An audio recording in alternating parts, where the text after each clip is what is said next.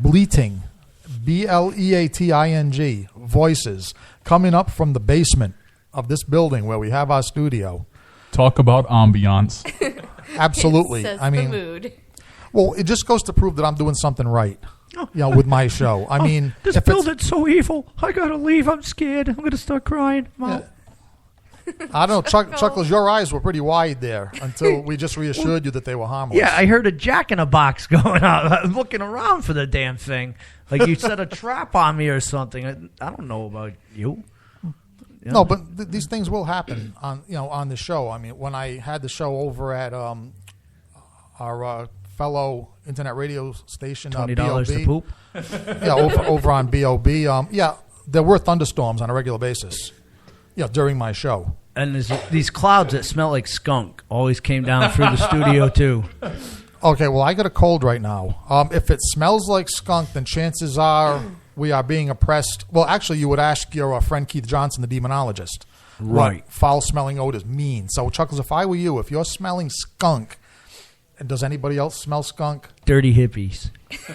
Dirty hippies in the alley. That's what it is. Do you smell skunk, or is that No. directed at The him? other studio. Don't eat 990. those cookies.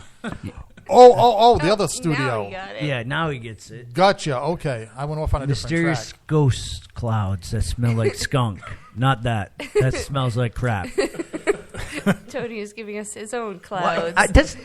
Does Tony Jones give every radio station the flatulence marinade? I'm dead serious. There's something about this old 50s kitchen lime green vinyl chair. As soon as I sit in this chair, I just start farting. Now here's a little something just maybe. relax. Now here's a little something maybe for Chuckles, your Ghostbuster friends, because now this chair, it does have a history. I did a little looking into this. Okay, as Tony said, you described that chair pretty well. It's basically a chair that would come from a 1950s kitchen. Right, not your grandma's kitchen, your great-great-grandma's kitchen. Yes. That might be pushing it. But early in the 20th century, put it that way, it is very possible that more than one old lady, through the generations, Crap their pants in there? crap their pants and then died on that chair. Now here's the issue. Everybody in this room is a good friend of mine, and I feel comfortable flatulating in front of you. However, I was having a fairly serious meeting down here a few weeks ago, and I made the mistake of sitting in this very chair and had to squeeze cheeks the whole night as I'm trying to talk to these guys. Did it ever cross your mind just to get up out of that chair and replace it with another sitting device? Because that chair, there is an ominous... It's haunted by the fart ghost. I don't know. What would you call it? An ominous flatulential presence? So we're going to get our good friend John Zappa to come check out this chair to see if something is haunting or attached to it.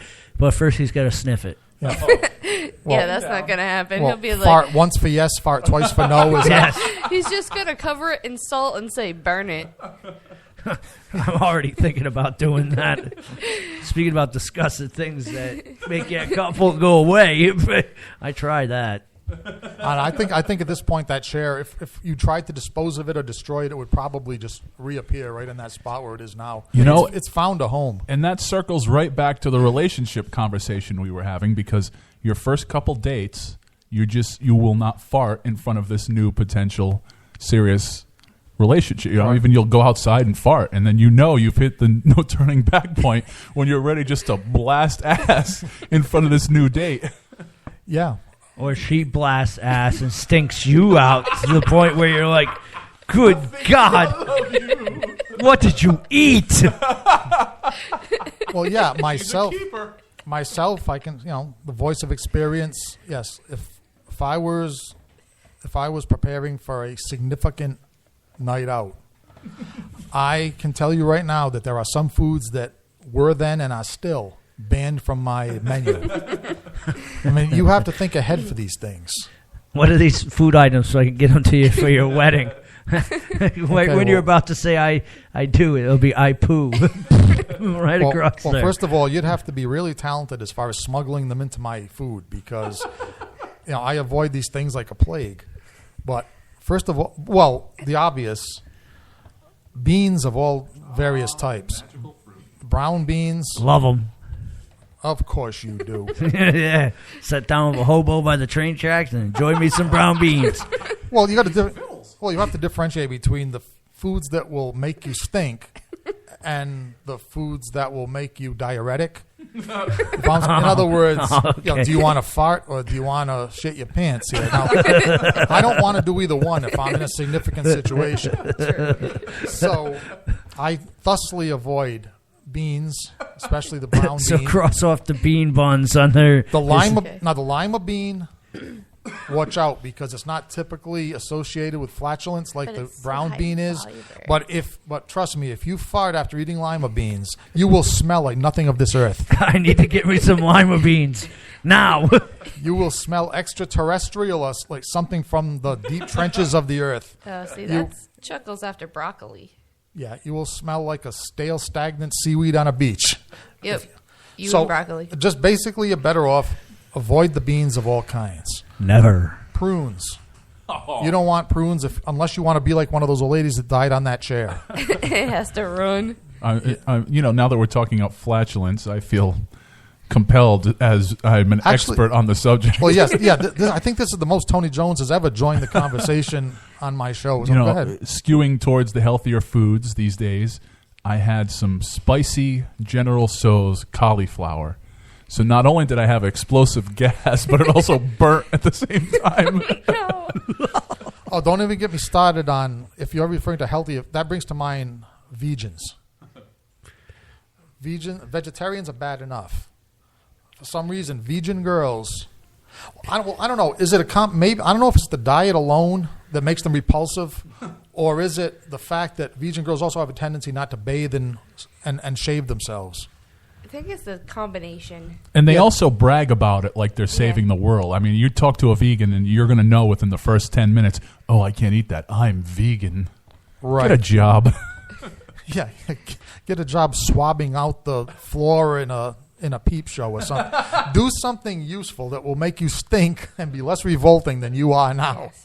You use your Yeah. hairy legs to absorb something. Yeah, they're almost as vegans are almost as pretentious as bicycle riders, right? Those of us who ride bicycles, and now I have a good friend. He's English, right? There's something different in England, out in Europe. They ride bicycles for some reason. That's okay. It's natural over there. It strikes me as natural.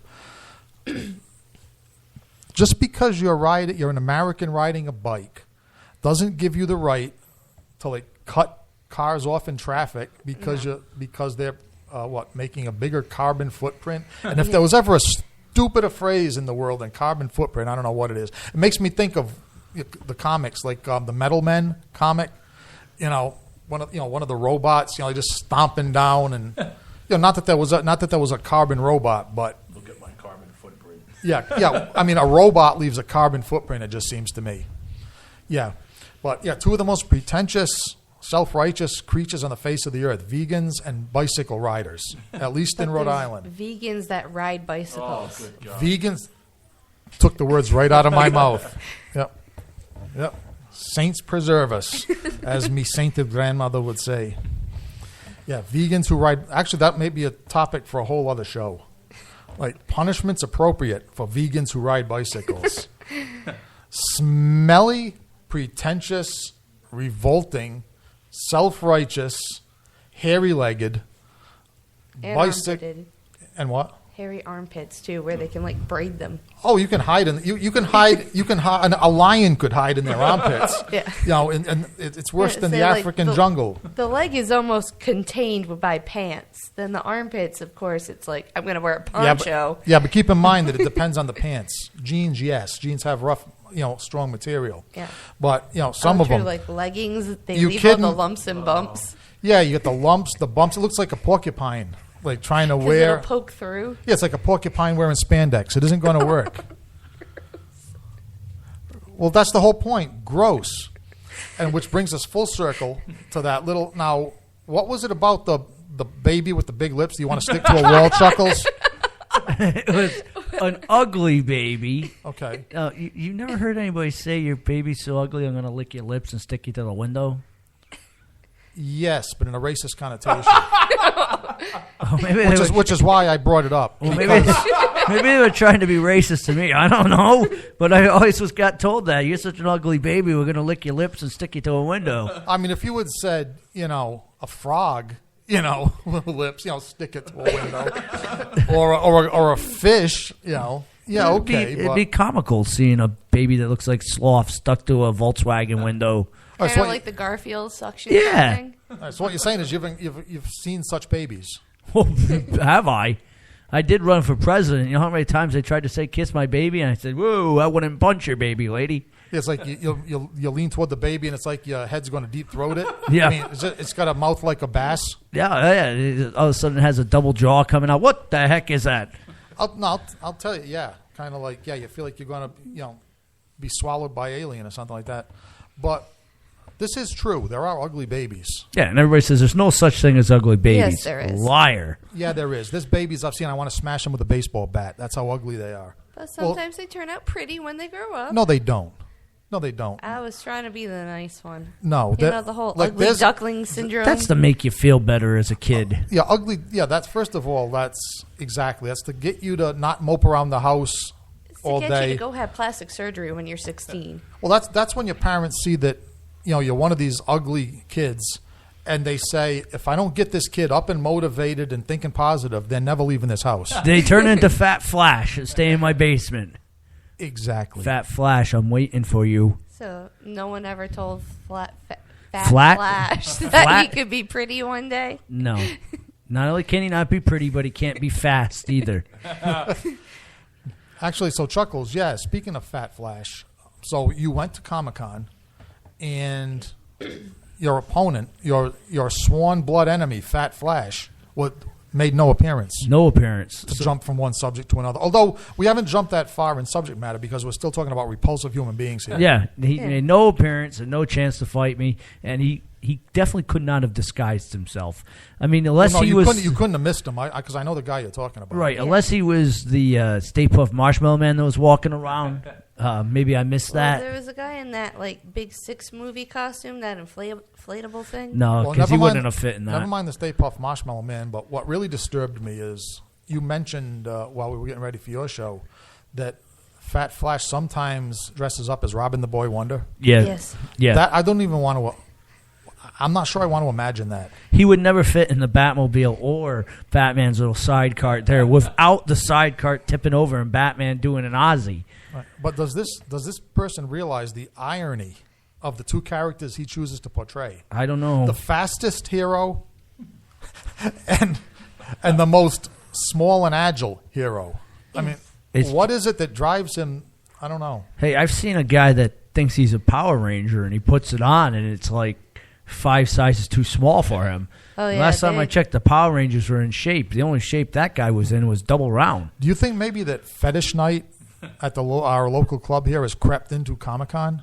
I could be. I just Could this think partly be deliberate? Could this be a flaunting of now Could this be. same repulsive individual, since we're on repulsiveness, and he is a repulsive individual, has nothing but costumes in his wardrobe, has shown up to a funeral dressed like a sailor Cracker Jack from a Cracker sailor. Jack thing. Now, he puts up on his, my face page to his girlfriend at the time, who is also very repulsive, who wanted to go to Disney World. That's all she wanted to do. dressed as? No, just Nobody. wanted to go Just as wants a to go. vacation, the two of them. Oh, well, I'm saying, but I'm just wondering if he has no regular and clothes in his closet, what would he go to Disney This is what dressed as? This is what his reply was to his wife at the time. Grow up. Disneyland's for kids. But yet he can walk around. Yeah, you don't have to say a word. Yeah. Just let that remark hang in the air. Yep. And that'll. Yeah. As a matter of fact, I'm not even going to try to respond to that myself. Let's just go back to the music. How about let's go back to some Black Sabbath. Electric Funeral here on the Haunted Cabaret on Rhode Island Free Radio.